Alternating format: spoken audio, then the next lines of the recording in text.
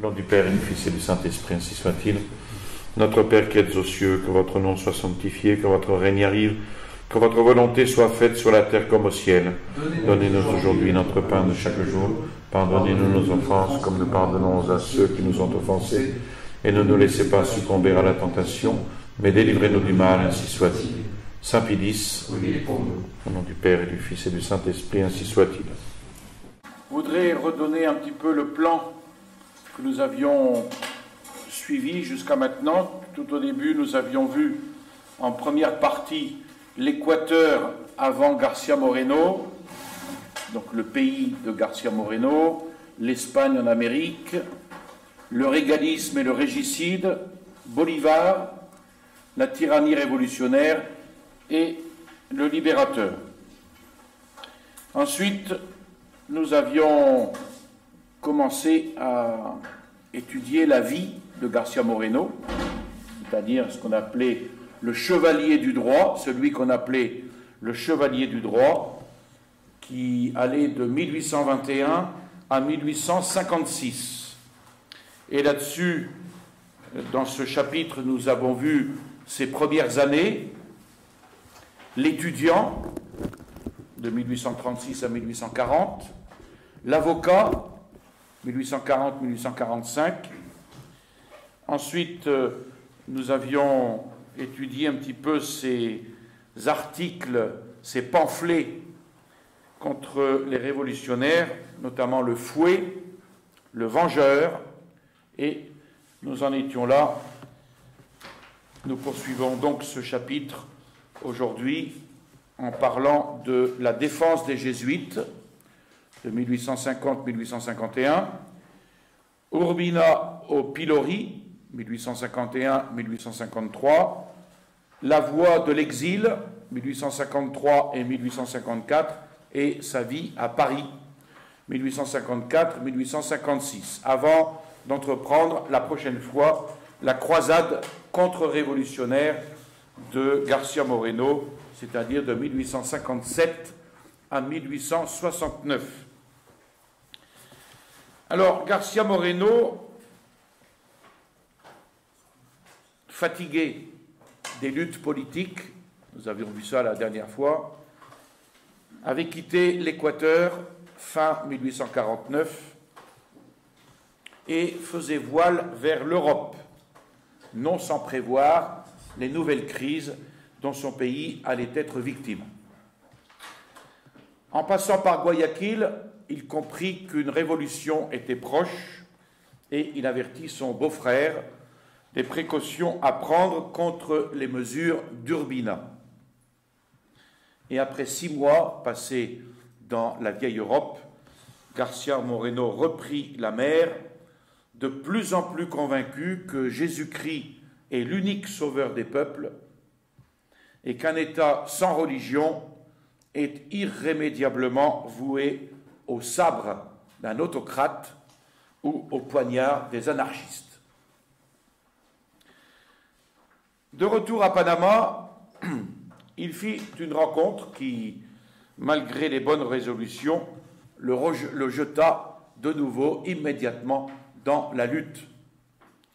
Au moment de s'embarquer pour Guayaquil, il rencontre un certain nombre de jésuites qui étaient en partance pour l'Angleterre. Le gouvernement franc-maçon de la Nouvelle-Grenade venait en effet d'expulser les jésuites après 6 ans de présence, et dont le crime était d'avoir fondé plusieurs collèges dans les villes et un centre d'apostolat dans la région encore sauvage du pays. À la recherche donc d'un sol plus hospitalier, les victimes allaient quitter l'Amérique quand García Moreno se présenta devant le supérieur pour lui proposer un refuge à Quito, où là de nombreuses familles désiraient leur confier l'éducation de la jeunesse. Alors les jésuites se montrèrent tout à fait disposés à s'embarquer pour l'Équateur sous l'égide de García Moreno.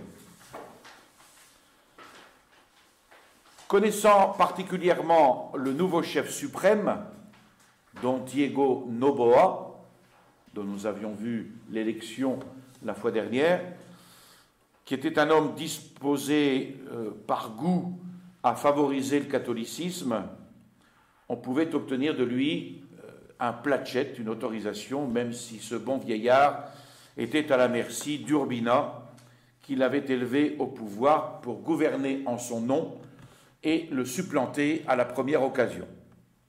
Donc García Moreno, exprimant le ferme espoir de réussir, les jésuites prirent place sur le vaisseau, ignorant la rage obstinée des francs-maçons de la Nouvelle-Grenade. Parmi les passagers du vaisseau, García Moreno avait remarqué un personnage qu'il observait attentivement, tout en se dissimulant de son mieux, et García Moreno reconnut le général Obando, l'un des plus acharnés persécuteurs des jésuites et principal auteur de leur expulsion. Alors, arrivé au port de Guayaquil, il s'empressa de débarquer avant tous les voyageurs, courut sans perdre une minute chez Noboa, qui accueillit favorablement la requête d'introduire à Quito les religieux expulsés. Donc García Moreno voulait prendre évidemment les devants de ce qu'il pouvait un peu imaginer de la part du général Obando. Quelques heures après, la petite caravane donc s'embarquait précipitamment sur le fleuve Guayas pour gagner les Cordillères. Quand Obando vint à son tour réclamer l'interdiction des jésuites, on lui répondit qu'il était trop tard, que l'Équateur n'avait pas à s'immiscer dans les querelles politiques ou religieuses de la Nouvelle-Grenade. Et Noboa ne s'imaginait pas que cette affaire, habilement exploitée par Urbina, deviendrait une machine de guerre pour le renverser. La Convention nationale fut saisie de cette affaire immédiatement après le vote de la Constitution et l'élection définitive de Noboa. Devait-on faire une loi de rappel ou confirmer le décret de bannissement de Charles III édicté contre les jésuites au siècle précédent? Voilà l'alternative qui était présentée aux législateurs. La discussion fut longue, l'opposition violente, mais la majorité vota l'acte solennel de séparation. Et la foule salua le décret par des applaudissements enthousiastes. On rendit donc à la Compagnie de Jésus l'église qui lui avait appartenu avant la suppression. On lui alloua un couvent spacieux, l'hôtel de la Monnaie pour y établir un collège, et un article du décret portait en doute que les pères rentreraient en possession de tous leurs biens non aliénés, et tout cela après un exil de 83 ans.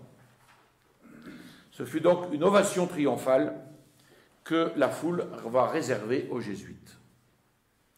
Pour la première fois depuis près d'un siècle, on revoyait à l'autel ces héroïques missionnaires qui avaient fondé dans les forêts de l'Amazone d'admirables réductions.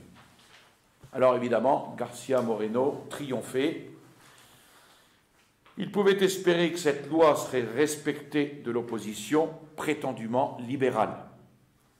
Mais non, les francs-maçons dressèrent un plan de campagne d'une simplicité remarquable. Il s'agissait d'abattre révolutionnairement Noboa, puis de jeter brutalement les jésuites hors d'Équateur. Le général Urbina ne demandait pas mieux que de profiter de cette excellente occasion pour renverser et remplacer le faible Noboa. Ces journaux représentèrent le président comme un esclave des jésuites, eux-mêmes fauteurs de troubles et de rébellions. Alors, encouragé par ces insinuations, le gouvernement grenadin ne craignait pas de soulever un conflit international et de réclamer le bannissement des jésuites. On lui répondit en envoyant une division à la frontière. Alors, furieux de son échec, l'agent diplomatique de la Nouvelle-Grenade s'oublia jusqu'à publier contre la Compagnie de Jésus un pamphlet odieux. García Moreno, champion du droit, comprit donc là qu'il devait intervenir. Reprenant sa plume, que nous avions vue la dernière fois dans Le Fouet, dans Le Vengeur, reprenant sa plume, il opposa au pamphlet du diplomate sa défense des jésuites. Voilà la déclaration qui termine la préface. On m'appellera fanatique et jésuite parce que j'ai consacré mes loisirs à écrire cette défense. Mais cela m'importe peu. Je suis catholique et fier de l'être, bien que je ne puisse compter au nombre des chrétiens fervents. J'aime ma patrie avec passion et j'estime que c'est un devoir de travailler à son bonheur. Chrétien et patriote, je ne puis garder le silence sur une question qui m'intéresse au plus haut degré, la religion et la patrie. D'ailleurs, mon caractère me porte naturellement à prendre en main la cause du faible et de l'opprimé. Ce qui est tout à fait vrai, on l'avait vu quand il était avocat, il prenait la défense très souvent des pauvres et des opprimés. La tyrannie me révolte partout où je la rencontre. Et je déteste la froide barbarie de ces hommes qui savent rester neutres entre la victime et le bourreau. Après cette profession de foi, voilà le pamphlet de García Moreno. C'est un monument. L'auteur d'un écrit calomnieux, récemment publié contre les jésuites, nous avertit qu'il est jeune encore, et il le prouve incontinent par un début tout à fait enfantin. Selon lui, nous sommes obligés de le croire, pour plusieurs raisons. D'abord parce qu'il a vu ce qu'il raconte, puis parce qu'il se présente comme interprète de son siècle. Ensuite, parce qu'à son âge, on est d'une sincérité ingénue. Enfin, parce qu'entre républicains démocrates règne toujours la franchise et la loyauté. On enseignait autrefois que pour mériter créance, il fallait simplement ne pas se tromper et ne pas vouloir tromper les autres, savoir ce que l'on dit et dire ce que l'on sait. Mais comme cet ingénu ne sait pas toujours ce qu'il dit, et dit encore moins ce qu'il sait, il a inventé ses motifs de crédibilité plus que puérils afin de déraisonner et de mentir à son aise. Apprenez donc, jeune homme, que pour avoir droit à notre foi, un témoin oculaire doit se montrer encore témoin intelligent et rapporteur fidèle. Trop souvent, en effet, l'esprit de parti fait de notre instrument d'optique un prisme trompeur. Vous parlez, dites-vous, au nom de vos contemporains, mais il y en a qui mentent en parlant au nom de Dieu. 5 lustres à peine pèsent sur votre tête, et à cet âge, on est candide. À cet âge, les vices les plus honteux peuvent déshonorer le cœur de l'homme. À cet âge, Néon avait tué sa mère. Sa femme et ses maîtres brûlaient Rome pour s'amuser, puis calomniaient les chrétiens pour avoir le plaisir de les brûler aussi. Vous affirmez que les républicains se doivent la vérité les uns aux autres. Sont-ils donc si francs, les républicains? Dans leur bouche hypocrite, patriotisme n'est-il pas souvent synonyme d'ambition, liberté de tyrannie, justice et progrès de vol et de vengeance? Combien de constitutions républicaines où l'on parle de garanties qui ne garantissent rien, et d'un peuple souverain toujours couronné d'épines, vêtu de haillons et entouré de bourreaux. En tout cas, si vous êtes franc et loyal avec vos amis. Il n'y paraît guère, jeune homme, dans votre pamphlet. Vous prétendez nous faire croire que vous exterminez les jésuites par amour et pour la plus grande gloire du catholicisme. Fourberie et mensonge. Vous ne frappez les jésuites que pour atteindre le catholicisme. C'est une vérité désormais historique que tous les ennemis de l'Église abhorrent la compagnie de Jésus. Vous dites avec Calvin, les jésuites sont nos grands adversaires. Il faut les tuer ou les chasser ou les écraser sous le mensonge et la calomnie. Avec d'Alembert, la ruine de l'Église suivra de près l'anéantissement des jésuites. Avec Manuel de Roda, l'opération ne laisse rien à désirer. Nous avons tué la fille, il ne nous reste plus qu'à tuer la mère, notre sainte Église romaine. Vous voulez ébranler les colonnes pour renverser le temple et désarmer l'Église avant de l'opprimer. Donc Garcia Moreno entre ensuite dans le vif du sujet, réfutant les calomnies grossières telles que les jésuites élevant leur pouvoir sur des monceaux de cadavres et offrant des sacrifices sanglants sur l'autel du Sacré-Cœur. Garcia Moreno réagit. Comment osez-vous publier ces grossières impostures quand il est notoire qu'à la Nouvelle-Grenade, comme du reste en tout lieu, les jésuites ont uniquement prêché la morale évangélique, le respect dû aux autorités, la soumission à la loi, quand cette loi les condamnait injustement à l'exil. Il fomentait, dites-vous, les passions politiques, mais à leur arrivée dans votre pays, deux partis se faisaient une guerre sans merci. Et tel fut sur tous l'ascendant de ces religieux, telle fut la puissance de leur prédication, que pendant les 6 années de leur résidence à la Nouvelle-Grenade, la concorde et l'union n'ont pas cessé d'y régner, tandis que leur départ devient le signal de nouvelles guerres. Hommes étranges, n'est-ce pas, qui maintiennent l'ordre en prêchant le désordre et font naître la discorde aussitôt qu'ils ne la prêchent plus. Et Garcia Moreno va poursuivre son adversaire sur 60 pages. Sa conclusion, je vous fais grâce des 60 pages, sa conclusion est le cri d'indignation d'un vrai patriote. Des calomnieuses et audacieuses invectives lancées contre la compagnie de Jésus, vous inférez que votre gouvernement a le droit d'exiger de nous le renvoi des jésuites. Or, nous venons de voir que vos accusations ne sortent jamais du vague ou de la déclamation, et que si d'aventure vous hasardez une preuve, c'est un texte falsifié. Votre prétendu droit repose donc sur une fiction et votre justice sur un mensonge. Mais eussiez-vous 100 fois raison, et les jésuites fussent-ils 100 fois plus criminels que vous ne les faites, de quel droit une nation étrangère vient-elle nous mettre en demeure de les chasser? Que demande l'extradition d'un individu dans les cas prévus par les traités, d'accord, mais d'exiger l'expulsion des réfugiés parfaitement inoffensifs que nous avons recueillis par un sentiment de généreuse pitié, c'est un attentat contre la souveraineté d'un peuple indépendant.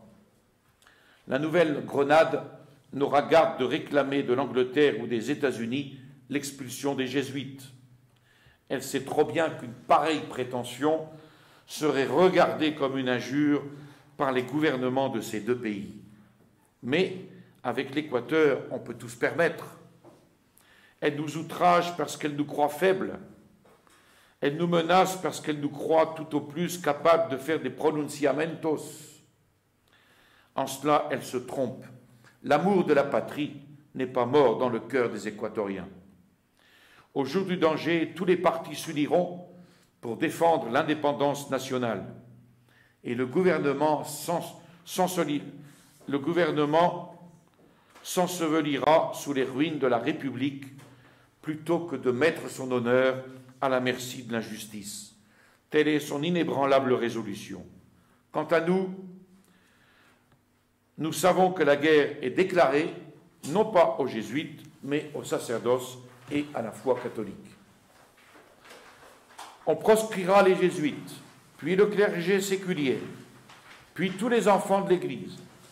Ainsi sera creusé l'abîme où s'engloutiront la Nouvelle-Grenade et l'Équateur et toutes les républiques catholiques, si nous poussons la lâcheté jusqu'à nous soumettre aux infernales exigences de la bande rouge.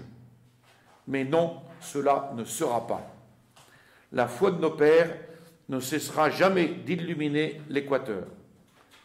Pour la défendre, le clergé ne montrera pas d'apathie. Le peuple ne s'endormira point dans une silencieuse résignation. Nous marcherons au combat sous la conduite de l'éternelle providence.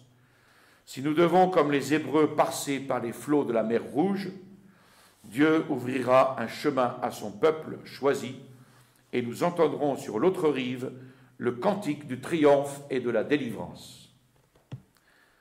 Cet écrit fit sur les ennemis des jésuites l'effet d'un coup de foudre.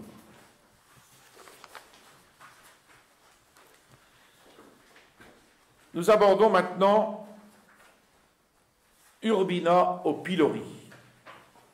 Nous sommes dans les premiers mois de 1851. Le peuple était encore sous l'impression des événements récents. Le bruit se répandait alors dans tout l'Équateur du danger d'une nouvelle invasion du général Flores sur Guayaquil.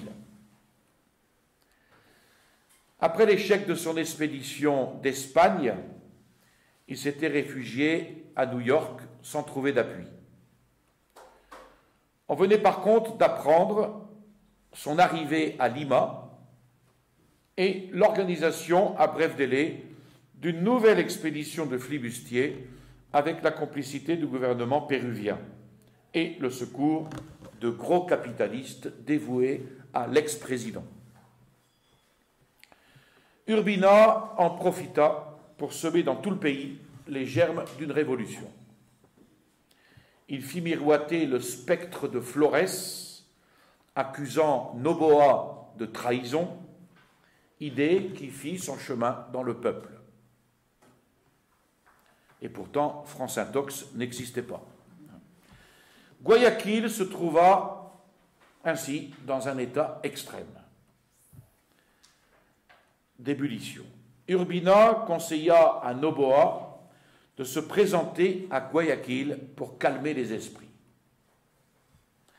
Les intimes de la présidence flairèrent un piège et déconseillèrent à Noboa ce voyage.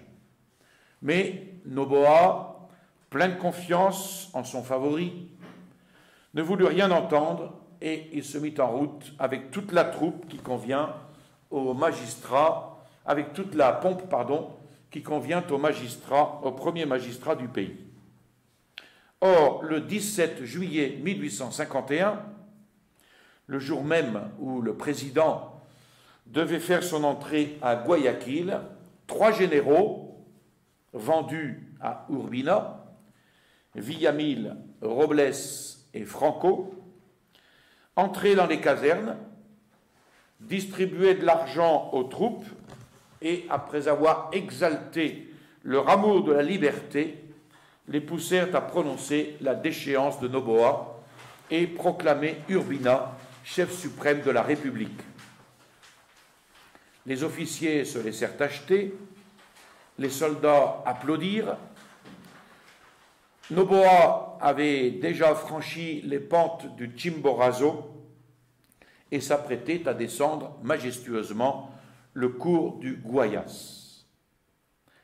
Et là, un vapeur, orné comme au grand jour de fête, l'attendait à Boba Hoyo. Une garde d'honneur le reçut avec force démonstrations enthousiastes. Noboa monta sur le vaisseau sans voir une barque légère descendre rapidement le cours du fleuve pour annoncer à Urbina que sa proie ne pouvait plus lui échapper. Et en approchant du quai, le vaisseau qui portait le président vira de bord inopinément et se dirigea vers un bâtiment à voile qui semblait l'attendre. Le capitaine des gardes mit alors la main sur Noboa en disant « Président, je vous arrête. »« Vous m'arrêtez » s'écria Noboa, stupéfait. « Et en vertu de quel droit ?»« En vertu du mandat, excusez-moi la faute, que m'a donné le général Urbina, le nouveau chef suprême. » Au nom de l'Iscariote, Noboa baissa la tête comme un homme frappé de la foudre. Et on le transborda dans un vaisseau à voile qui leva l'ancre et erra plusieurs mois sur l'océan sans que personne pût savoir ce qu'il était devenu. On apprit plus tard, quand Urbina n'eut plus rien à craindre de la réaction, que l'ex-président avait été jeté sur les côtes du Pérou pour y passer le temps de son exil. Sans perdre de temps, Urbina fit ratifier ce brigandage par un semblant de réunion populaire, puis se laissa conduire triomphalement à l'hôtel de ville, où il jura sur l'Évangile fidélité à la nation. Quelques jours après, il lança son corps d'armée dans la montagne pour soumettre les provinces de l'intérieur, mais hélas avec succès. Une convention, composée presque exclusivement de ces créatures, inaugura donc le règne de la terreur. Il s'acharna contre les jésuites, il voulait à toute force un décret d'expulsion, mais pour ne pas assumer sur lui la responsabilité d'une mesure absolument impopulaire, il fit rendre ce décret par sa convention. Au dernier jour de leur mandat, en séance secrète, les députés votèrent donc la déportation des jésuites, malgré d'innombrables pétitions de milliers de signatures. Mais qu'importe à ces hommes la volonté du peuple, qu'ils appellent ironiquement leur souverain. Le décret rendu, le peuple s'obstinait à croire que Garcia Moreno pouvait en empêcher l'exécution. Mais en ce mois de décembre 1852, il s'était blessé gravement la jambe en déchargeant un revolver. Cependant, pressé par la foule, Urbina, comprenant le danger des manifestations populaires, donna ordre dès le lendemain au soudard Franco d'expulser les jésuites sans délai. Et ainsi furent-ils jetés sur un vaisseau les conduisant à Panama. Et l'Équateur goûtait alors les douceurs du radicalisme démocratique, c'est-à-dire de l'État sauvage. Vol, pillage, contribution forcée, déportation, assassinat, sacrilège, voilà ce qu'on appelle le radicalisme démocratique. De la part des Tauras, Mameluks, qui étaient des espèces de sauvages, qu'Urbina appelait plaisamment ses chanoines. Alors, pour mener joyeuse vie avec ses prétoriens, Urbina épuisait le trésor public, commettait les plus infâmes exactions contre les particuliers, et la tête courbée sous le joug, les conservateurs recevaient en silence les coups de cravache du dictateur. Il y a en effet dans la vie des peuples modernes de ces moments d'expiation douloureuse. Comme Adam, ils ont rejeté Dieu pour être libres, ils deviennent comme lui l'esclave du serpent révolutionnaire qui les fascine jusqu'à leur faire perdre l'idée de la vraie liberté. Alors on voit les bornes de l'avilissement se reculer comme à l'infini. Les uns encensent humblement les tyrans au pouvoir, les autres mendient platement ses faveurs, ceux-ci prêchent la réconciliation entre Bélial et Jésus. Il faut céder quelque chose à Bélial pour ne pas l'irriter davantage et l'amener doucement à résipiscence. Et ceux-là prétendent que de nos jours, le meilleur moyen de sauver le monde, c'est de hurler avec les loups en arborant franchement le drapeau de la Révolution. Si quelqu'un relève le drapeau du Christ, de dessous les pieds ignobles qui le foulent, on l'accuse d'exagération et de témérité. On le dénonce comme un ennemi public. Vous voyez, ce n'est pas nouveau. C'est toujours pareil aujourd'hui. García Moreno, lui, était incapable de rester silencieux. Il savait par cœur toutes les raisons des prudents, de ceux qu'on appelle les prudents. Mais il pensait qu'il est toujours opportun de troubler le repos des méchants en donnant une voix à la conscience publique. Que plus les voleurs aiment le silence, plus on a raison de faire du bruit, et qu'enfin, à force de patience, les peuples habitués au joug finissent par s'endormir dans le plus abject matérialisme. García Moreno va donc laisser déborder de son cœur son indignation en clouant Urbina au pilori dans une satire d'une violence sans égard. Après une préface vient cette épigraphe de Moratine. J'ai vu d'audacieux tyrans s'élever de la poussière, régner un instant et périr. Puis ensuite vient la flagellation. García Moreno flagelle. Et cette flagellation commence sous la forme antique d'une ode à Fabius. Fuis loin d'ici, vertueux Fabius. Si tu veux préserver du vice ton âme candide encore. Ici, tu le vois, le crime lève bien haut son front déshonoré. Ici, l'astucieuse ambition, après s'être roulée dans la fange des égouts, monte subitement au pouvoir comme ces miasmes infects qui s'élèvent en empoisonnant les airs. Ici, sous des oripeaux guerriers, se cache l'infâme. Son bras énervé brandit le fer immaculé que n'empourpra jamais le sang d'un ennemi. Son pâle visage est marqué de stigmates indélébiles. Aucun des vices qui ont souillé l'humanité en de longs siècles de perversité ne lui est inconnu. Trahison, parjure, escroquerie, brigandage, barbarie, sauvagerie, rien n'y manque. Son ignoble vie est racontée, chapitre par chapitre, dans les articles du Code.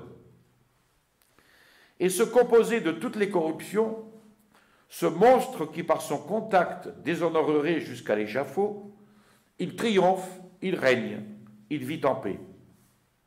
De sa voix perfide, il fait appel au peuple imbécile, pour l'outrager ensuite avec un cynisme brutal. Et le peuple ainsi torturé pleure et se résigne. La probité proscrite est réduite à se cacher, traquée pour délit d'innocence, exposée aux embûches du délateur vendu qui l'espionne. Fuis loin d'ici, te dis-je, et ne tarde pas. N'espère point améliorer par la patience ta condition misérable. Le sentier de l'honneur ne mène point à la fortune. Celui qui poursuit sa marche audacieuse jusqu'au sommet des hautes montagnes n'obtient d'autre résultat que de s'approcher de la foudre. Mais s'il laisse les Andes pour les vallées fécondes de la terre de feu, il arrête bientôt ses regards enchantés sur les campagnes fleuries et les bois verdoyants. Ainsi, l'homme intrépide qui gravit les cimes orageuses de la vertu marche sûrement à sa ruine, tandis que le méchant, dans les sentiers de l'ignominie, recueille fortune et jouissance. Veux-tu à toute force arriver à l'opulence ou au pouvoir? Tu n'as qu'à regarder autour de toi pour découvrir le secret. Sois menteur, calomniateur, voleur, profane à tout propos les noms de patrie et de liberté, bassesses ignobles, adulations hypocrites, noire dissimulation, n'épargne rien. Fais du sordide intérêt ta loi suprême et tes infortunes disparaîtront comme les terreurs d'un songe. N'entends-tu pas le cynique Espino entonner l'hosanna triomphale sur les pas du vainqueur du jour? Que le malheureux monte au Golgotha, Espino le poursuivra de ses cris de mort. Eh bien, de trahison en trahison, sa vie se déroule paisiblement, comme un torrent de lave impure s'écoule au milieu des cendres et des quartiers de roches sur les flancs déchirés du Sanghaï. Et Corredor et Viperino et tous ces rebelles qui doivent leur galon non aux luttes guerrières, mais aux lâches séditions. Et ce renégat de Turpio Vilio, qui se donne à tous les partis pour les vendre tous, n'ont-ils pas fini par émerger de la poussière et par conquérir la célébrité de l'ignominie? Sur cette terre de malédiction, à quoi servent la loyauté, la bravoure, la constante honorabilité, l'héroïsme d'un grand cœur qui poursuit la gloire, même au prix de la vie? L'ingratitude, la preuve de son fiel, l'envie lui distille ses poisons, et trop souvent le poignard d'un assassin. Telle est la récompense que l'Équateur réserve à la vertu. Malfaiteur ou malheureux, pas d'autre alternative. Choisis bien vite, avant que la sombre disgrâce ne t'enveloppe de son voile funèbre. Mais non, intrépide et magnanime, méprise ses lâches calculs, incline la tête sous le couteau, jamais sous l'affront. Que la grande voix de l'ouragan résonne, que la foudre éclate et tombe, reste immobile et sans peur. Ils pourront te traîner à l'échafaud, mais non t'avilir. Je sais, oui, je sais le sort qui m'attend. De sombres présages attristent mon âme. Des images sanglantes tourbillonnent autour de moi dans mes nuits agitées. Je vois l'avenir qui s'ouvre devant moi. Je sens les dures épines qui vont blesser mon front. J'approcherai de mes lèvres le calice des douleurs. La balle d'un scélérat me percera le cœur. Mais si ma patrie, délivrée de l'oppression qui l'étouffe, peut enfin respirer librement, c'est avec joie que je descendrai au tombeau. Voilà, cette pièce, elle a eu un très grand succès qui a fait frémir Urbina de rage. Mais devant l'effervescence publique, Urbina crut prudent de la dissimuler, cette rage. Il va vouer envers Garcia Moreno une haine implacable, dans l'attente d'une occasion moins compromettante pour se venger. Mais Garcia Moreno n'était pas d'humeur à le faire attendre très longtemps. L'Ode à Fabius inaugurait une guerre à outrance dans laquelle il ne reculerait pas devant le sacrifice de sa vie pour délivrer la patrie. Il savait qu'un jour, le poignard ou la balle d'un scélérat lui percerait le cœur. Il entreprit alors de continuer l'agitation au moyen de sa plume, afin de réveiller dans les masses les nobles passions. Et il va fonder, avec quelques amis, un hebdomadaire, La Nation.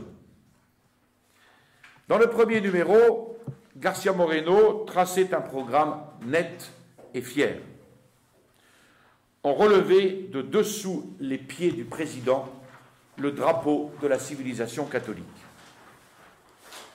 Voilà ce qu'il écrit. « Il était temps de déchirer tous les voiles et de montrer au pays que sous le gouvernement des radicaux, la loi constitutionnelle n'est qu'un leurre, la souveraineté du peuple une chimère, et les garanties légales de ridicules fictions. Vous parlez de progrès et de civilisation, s'écriait la nation. Sachez-le donc, point de progrès, ni de civilisation, là où ne progressent pas simultanément la société et l'individu. Nul progrès social, là où règne le mépris du progrès matériel, où la misère dévore la population, où l'astuce révolutionnaire devient le seul moyen de s'enrichir. Nul progrès individuel là où l'intelligence abrutie s'endort dans les bras de l'ignorance, où les doctrines désorganisatrices relâchent chaque jour les liens de la morale et étreignent avec rapidité brillante, avec une rapidité terrible, la brillante lumière des révélations divines.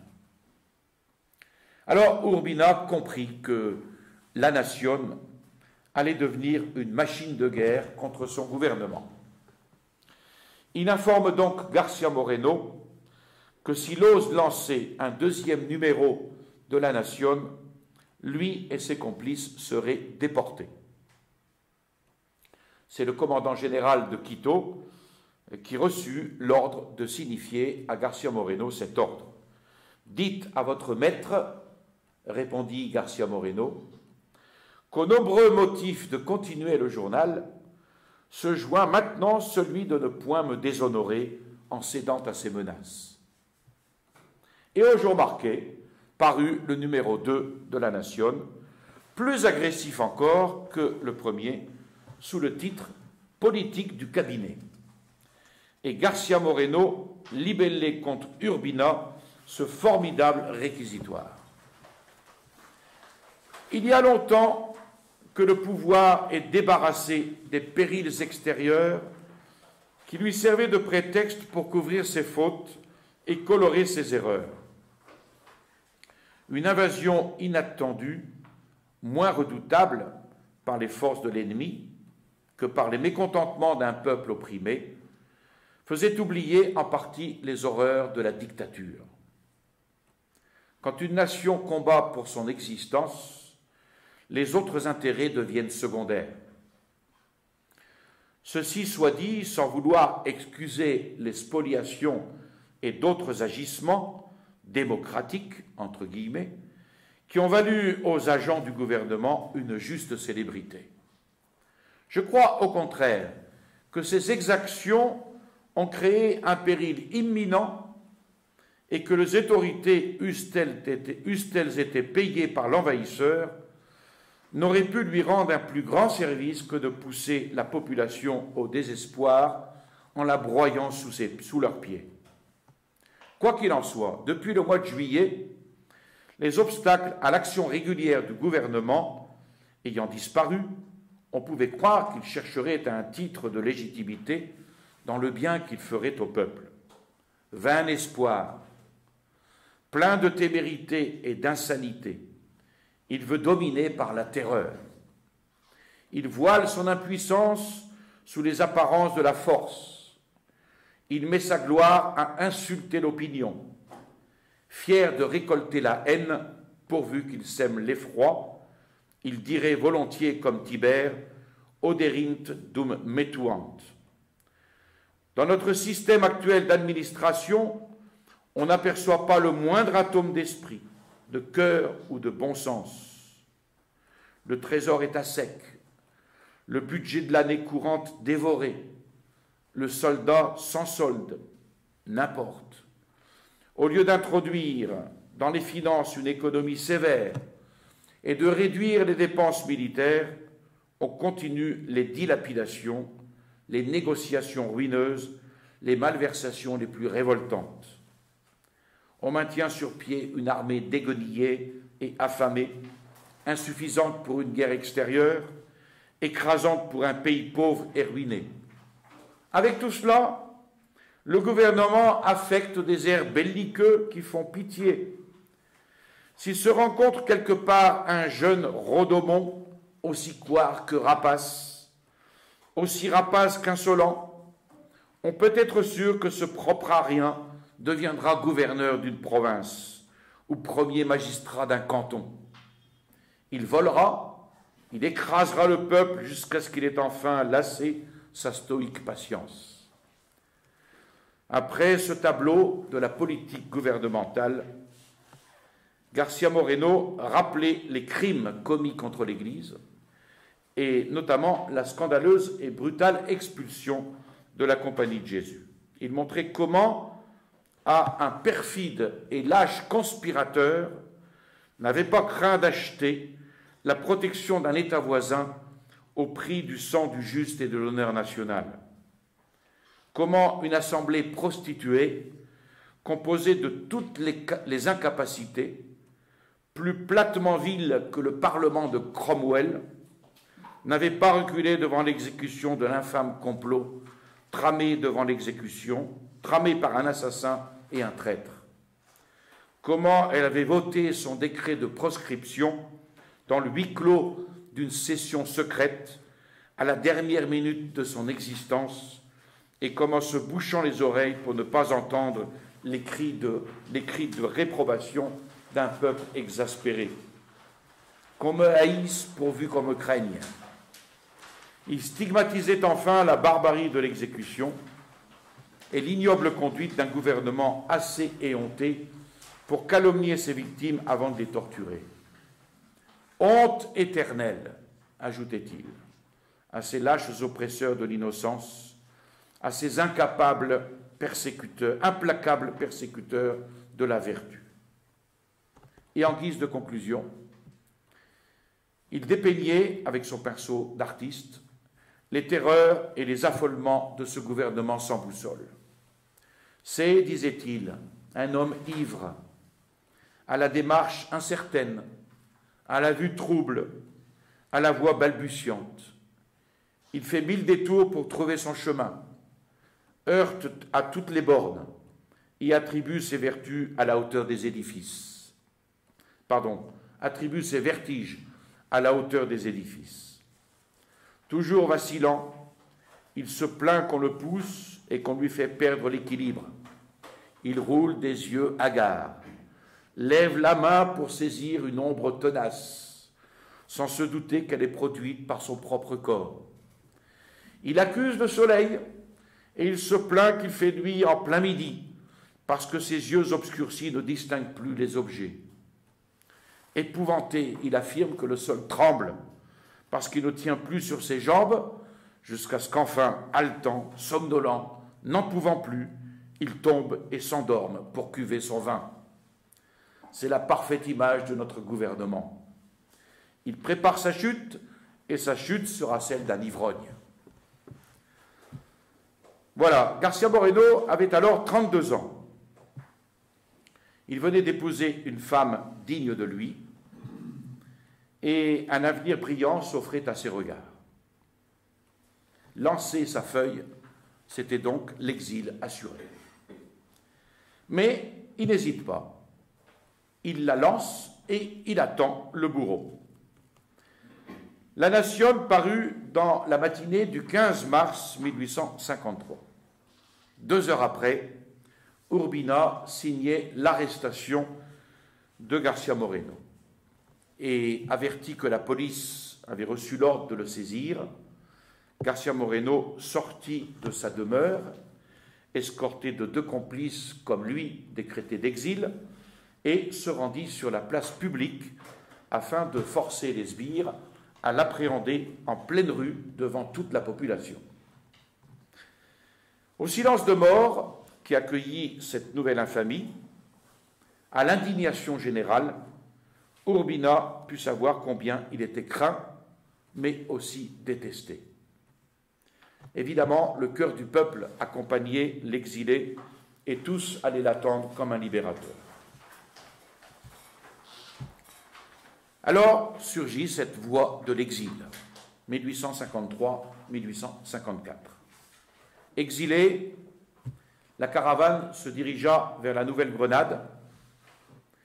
Urbina voulait sans doute confier les 3 déportés à ses bons amis, les francs-maçons de Bogota, et arrivé à Pasto, le gouverneur les fit incarcérer, Pasto étant le premier poste du territoire grenadin, de Colombie.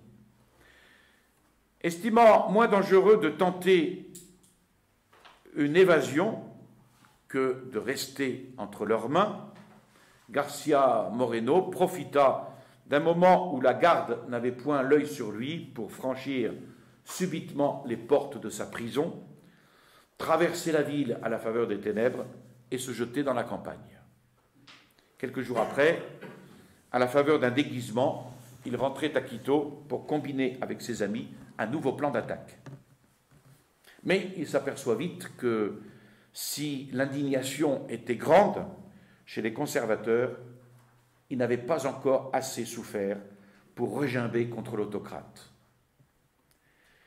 Il prit alors la route de Guayaquil, voulant voir lui-même, avant de s'expatrier, si dans cette province plus ardente, il trouverait les esprits disposés à secouer le joug. Mais en vain. Et il s'embarqua alors pour le Pérou. À peine arrivé, il apprit que les conservateurs de Guayaquil l'avaient choisi comme leur représentant au Sénat en vue du congrès de septembre. García Moreno fut donc élu sénateur à une forte majorité. Et cet affront jeta évidemment le président dans une grande perplexité et en fin de compte, Urbina décida que García Moreno ne siégerait pas au Congrès. C'est ce qu'on appelle être démocrate. Il entrait dans les vues de García Moreno de pousser le despote à multiplier les actes de brutalité afin de le mettre au banc de l'opinion. García Moreno se présenta donc à l'ouverture des chambres pour prendre possession de son siège. Le gouverneur de Guayaquil, l'âme damnée d'Urbina, l'ivrogne Robles, exécuta ponctuellement la consigne qu'il avait reçue de son maître. Ses agents empoignèrent le sénateur, le traînèrent après quelques jours de détention sur un vaisseau de guerre qui le déposa sur les côtes du Pérou, à Païta. Suite à cela, il y eut, de la part d'Urbina et du ministre Espinel, toute une campagne de calomnie, de mensonges à l'égard de García Moreno, qui, une fois dans la solitude, ne voulut pas se taire, afin que ses adversaires se signalassent. Afin que ses adversaires ne signalassent son silence comme un argument incontestable à l'appui de leurs interventions. Il lança alors un pamphlet contre Urbina et les siens, le 17 novembre 1853, portant ce titre « La vérité à mes calomniateurs », où García Moreno ne croyait pas blesser la charité en dénonçant à la vindicte publique les assassins de l'Église et de la société. Le pamphlet commence par un portrait du président et de son ministre. « Voulez-vous connaître mes accusateurs ? Demandez à Espinel ce qu'il pense d'Urbina et à Urbina ce qu'il pense d'Espinel. » Dans Le Vétéran, un journal de 1849, Espinel disait d'Urbina que c'était le général, expression outrageante au premier chef qu'on emploie dans les provinces pour désigner les maritornes de l'armée. Les maritornes de l'armée, c'est les femmes de mauvaise vie. De sorte que, si l'on en croit son digne ministre, Urbina n'est qu'un être dégradé, aussi corrompu que la plus avilie des créatures. Entendons maintenant Urbina sur son comparse Espinel. Dans son journal L'Opposition, il le dépeint comme un salarié du despotisme, un diffamateur à gages dont le vocabulaire consiste à calomnier et le gagne-pain à semer la discorde. Ensuite, García Moreno prend l'offensive en abordant les charges que ces deux cyniques personnages faisaient peser sur lui. Dans leur odieux factum, mes persécuteurs se gardent bien de traiter la question de proscription au point de vue constitutionnel et légal.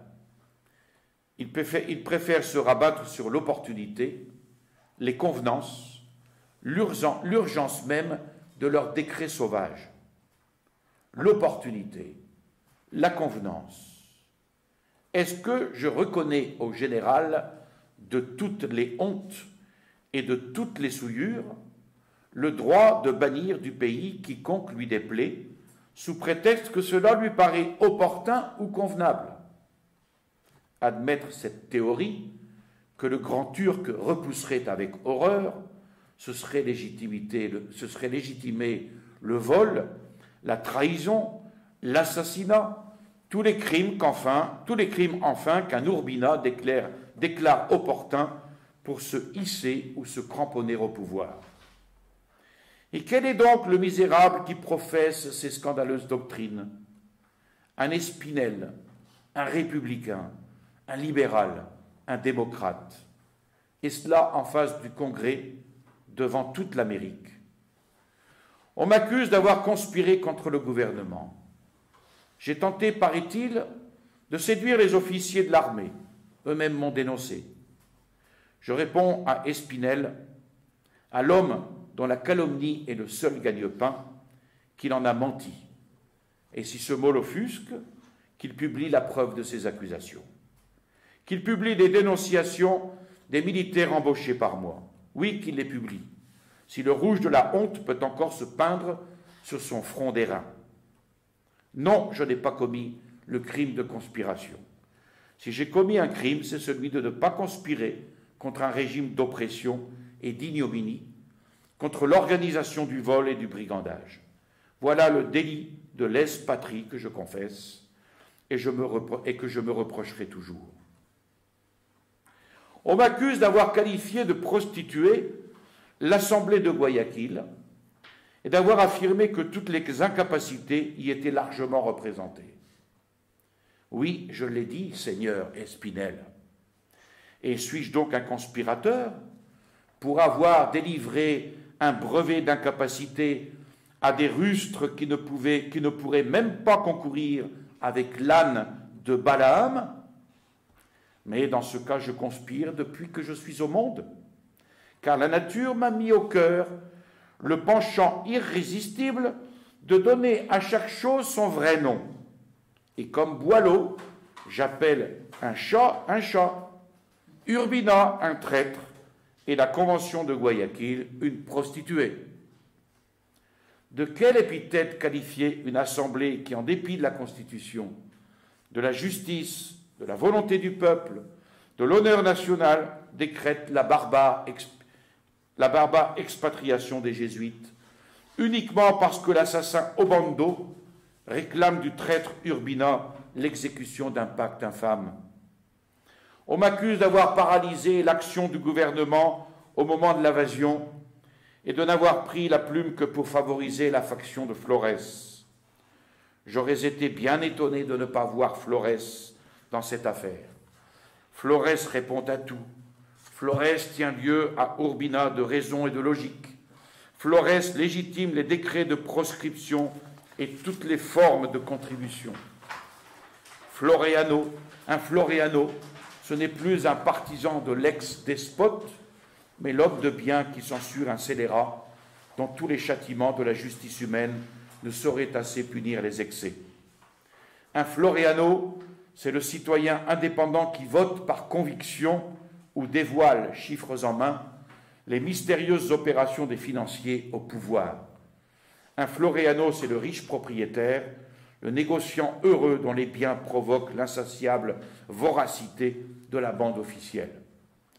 Le rusé général délivre même des brevets de Floreano à ses créanciers, ce qui le débarrasse du soin de payer ses dettes. Et évidemment, cette arme qu'on emploie contre tous, on devait s'en servir contre moi. J'ai donc, en favorisant Flores, annulé l'action du gouvernement. Et la preuve, ô Espinel, rien d'autre que votre insolente affirmation. Ce qui paralyse un gouvernement, misérables hypocrites, c'est son impopularité. La nation finit par se redresser contre ses oppresseurs et cherche à les abattre par l'hostilité ouverte ou la force d'inertie. Les partisans de Flores, les organisateurs de ces futurs triomphes, c'est vous, dilapidateurs des deniers publics. Vous, fauteurs de trahison, vous, cyniques violateurs des lois constitutionnelles, qui autorisez tous les délits en jetant vous-même l'odieux et le mépris sur votre gouvernement. Les vrais agents de Flores, ce sont les Espinel et les Urbina. La cause réelle de mon expulsion, c'est d'avoir créé un organe périodique pour dénoncer au peuple les abus et les crimes dont le gouvernement se rend journellement coupable. Le tyran ne peut supporter cette voix inopportune, écho de la conscience publique et de sa propre conscience. Il étouffa cette voix, il me bannit de Guayaquil malgré l'inviolabilité parlementaire. Il me bâillonna, sachant bien que j'aurais fait sans crainte le hideux tableau de ses brigandages. J'aurais dit pourquoi il refusait de rendre des comptes. Comment 6000 piastres ont disparu mystérieusement du trésor de Manabi. Comment Urbina paya son médecin, le docteur Arcia, sur la caisse des contribuables. Par quels moyens il tenta de s'approprier 7000 piastres destinés à différents commerçants de Guayaquil et de Quito. Avec quelle générosité il assigna au général Robles 1000 piastres au-dessus de sa solde ordinaire.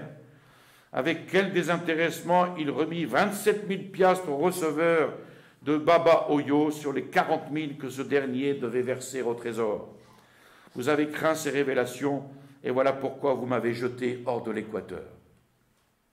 On pourrait mettre des noms actuels sous ces noms de l'époque. Alors, malgré la surveillance de la police, le pamphlet va circuler dans la capitale, avec un tel succès que le président et ses ministres, flétris publiquement comme imposteurs, crurent devoir se disculper. Mais le 15 mars 1854 se répandait un deuxième numéro de la Verdad, plus écrasant et plus outrageant encore que le premier, où il traite Espinel de menteur et d'imposteur. Le budget de la guerre, écrit-il, si écrasant pour nos provinces de l'intérieur, devient le patrimoine de ces hommes rapaces. Le soldat marche sans solde. L'employé mendie son pain. Le docteur Cueva, l'honorable ministre de notre Cour suprême, se voit contraint d'abandonner son poste parce que ne recevant plus de traitement. Il lui est impossible de subsister à Quito. La démocratia, qui connaît ses faits, s'applaudit néanmoins de voir le maniement des finances confié, je cite la démocratia, à des citoyens dont l'honorabilité et la probité offrent toutes les garanties désirables. Si ce n'est point là le comble de l'ironie, je ne sais ce qu'il faut appeler de ce nom. Espinel, le ministre des Finances, accusé par Urbina lui-même de spéculations immorales sur la dette étrangère, enrichi subitement par son passage aux affaires. Espinel, un citoyen probe et honnête. Urbina, qualifié de bandit par Espinel, poursuivi par une armée de créanciers, ignominieusement châtié par Rocafuerte pour avoir extorqué et dissipé en orgie des sommes considérables. Urbina, le colon de l'infamie, qui dans le monde des vices a découvert des régions ignorées jusqu'à lui. Urbina, un homme honorable, franco, mais suffit. Il ne manque que l'honorable Briones pour compléter la série. Je pardonnerai à mes ennemis tout le mal qu'ils ont voulu me faire, s'ils eussent travaillé au bonheur de mon pays, au lieu d'accroître chaque jour sa disgrâce et de ruiner ses espérances.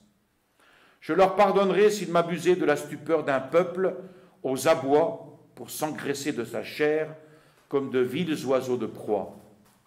Ils ont cru que la léthargie c'était la mort, et semblables à des chacals affamés, ils ont bondi sur le pauvre patient comme sur un cadavre. Ils ont cru que l'éternelle providence permettrait toujours de décerner au brigandage un culte et à la prostitution des autels. Mais qu'ils se détrompent. L'aiguillon de la douleur va tirer le peuple de son engourdissement. Un cri de fureur s'échappera bientôt de toutes les poitrines, et le cadavre, retrouvant la chaleur et la vie, se dressera dans la conscience de son droit et le sentiment de sa dignité. Vienne alors l'heure de la justice, et nous jetterons à la côte les hordes de tyrans. Avant peu, quiconque voudra trouver Urbina ira chercher sa tombe dans le champ réservé aux infâmes et aux parricides. Alors, Garcia Moreno entrevoyait le jour de la délivrance, parce que grâce à ses excitations énergiques, les tyrans n'avaient pas pu assez chloroformiser le peuple pour le rendre insensible à leurs attentats. Et ce peuple, sans doute, laissait sous ses yeux ébranler la morale et la religion, les deux colonnes de la société. Mais, à ces sourds rugissements, on entrevoyait le moment où l'instinct de conservation lui arracherait le cri redoutable qui met en fuite les assassins. Alors, si un homme se rencontrait, capable de faire l'œuvre de Dieu, la nation se relèverait de ses ruines. L'ardent patriote pressentait vaguement qu'il était cet homme. Il ne disait pas qu'il était cet homme, il pressentait. Et il résolut donc de consacrer à son propre perfectionnement le temps d'exil, en s'exilant en France. Et en décembre 1854, il s'embarque pour Paris. Dernier point, Paris, 1854-1856. Donc en portant dans son cœur l'image de son pays martyrisé, le voilà à Paris. Garcia Moreno était passionné pour la chimie. Il se mit en quête de maîtres, d'instruments et de laboratoires. Et il trouva le professeur Boussingault, qui, 20 ans auparavant, avait parcouru l'Équateur, avait étudié tous ces volcans. Et Garcia Moreno se lia d'amitié avec lui. Et le fameux professeur consentit à le recevoir au nombre de ses élèves privilégiés. Confiné dans un appartement modeste, rue de la Vieille Comédie, il se levait de grand matin, il travaillait toute la journée. Il écrivait à l'un de ses anciens compagnons d'exil qu'il travaillait 16 heures par jour. Pour se délasser, il se mettait au courant du mouvement politique, littéraire, industriel et militaire de la France, rien ne lui étant indifférent, car il ne voulait rester étranger à aucune des connaissances qu'un homme d'État doit posséder. Une fois renseigné sur les méthodes, sur les systèmes, il se réservait de les juger à la triple lumière de la religion, de l'expérience et du bon sens. Paris fut donc pour Garcia Moreno une école de haute science, mais aussi le foyer de la vraie vie chrétienne. Sa piété, autrefois si fervente, s'était quelque peu refroidie. Les luttes politiques, les préoccupations de la science avaient trop absorbé son âme. Et naturellement, cette surexcitation des facultés intellectuelles avait fini, en desséchant le cœur, par compromettre un peu la vie surnaturelle. Il n'avait donc plus pour Dieu la filiale piété d'autrefois, et sa conscience le lui reprochait souvent. Un incident assez singulier vint donner à son âme engourdie le coup d'éperon dont elle avait besoin. Avec quelques compatriotes exilés comme lui, éclata un jour une discussion sur un malheureux qui, s'obstinant dans son impiété, avait refusé les sacrements en face de la mort. Et quelques-uns, fanfarons d'athéisme, trouvaient cette conduite irréprochable parce que prise en conscience et en toute liberté. Garcia Moreno affirmait au contraire que l'impiété à la mort était une véritable monstruosité. Ses adversaires s'en prirent au catholicisme, ressassant toujours les objections que l'incrédulité oppose au dogme, et Garcia Moreno mit en poussière leurs arguties, puis, s'animant par degrés, il leur montra non seulement la vérité, mais aussi la beauté des mystères chrétiens, avec tant d'enthousiasme, avec tant de sagacité, qu'un de ses interlocuteurs, pour esquiver la discussion, lui dit avec une franchise brutale, « Vous parlez très bien, cher ami, mais cette religion si belle, il me semble que vous en négligez un peu la pratique. Depuis quand vous êtes-vous confessé ?» Et cette observation, qui frappait juste, arrêta court l'éloquent polémiste. Déconcerté, il baissa la tête un instant, puis, regardant dans les yeux son contradicteur, « Vous m'avez répondu, dit-il, par un argument personnel qui peut vous paraître excellent aujourd'hui, mais qui demain, je vous en donne ma parole, ne vaudra plus rien. » Il quitta alors brusquement ses compatriotes et, rentré dans sa chambre, il médita longuement sur les années écoulées, depuis le jour où, plein de ferveur, il se consacrait à Dieu aux pieds de l'évêque de Guayaquil. Il tomba à genoux dans sa chambre, pria longtemps et s'en alla le soir même se confesser au premier prêtre qu'il rencontra dans une église. Et le lendemain, il communiait. Et il reprit dès lors ses habitudes de piété sans plus jamais les quitter. Il assistait ainsi presque tous les jours à la messe en l'église Saint-Sulpice. Il récitait chaque jour son chapelet. On l'apercevait aussi parfois dans la chapelle de la rue du Bac, la chapelle des missions étrangères de Paris, où il allait demander aux martyrs l'héroïsme qui ne recule jamais, même devant la mort, alors qu'il s'agissait d'accomplir un devoir. Aux sciences humaines, il joignit aussi la science de Dieu, qui les domine toutes, pour en faire les instruments et les ornements de la véritable civilisation. Et soutenu par ces deux forces, le travail et la prière, García Moreno vécut ainsi solitaire à Paris, sans autre distraction qu'une promenade le dimanche dans les environs de la ville. Avec la science et la piété, il trouva à Paris le complément de son éducation politique, et on peut comprendre par quel dessein providentiel Dieu permit ce douloureux mais nécessaire repos de l'exil. García Moreno sentait d'instinct qu'un jour il aurait à jouer un rôle. Aussi fut-il heureux d'étudier sur place une de ces soudaines métamorphoses opérées dans une nation par la volonté d'un homme. Et il concluait qu'avec le secours d'en haut, un homme sage et fort sauve un peuple malgré lui.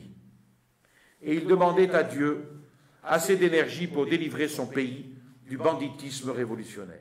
Je vous salue Marie, pleine de grâce, le Seigneur est avec vous.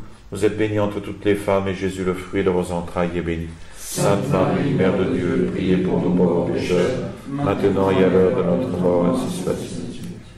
Au nom du Père et du Fils et du Saint-Esprit, ainsi soit-il.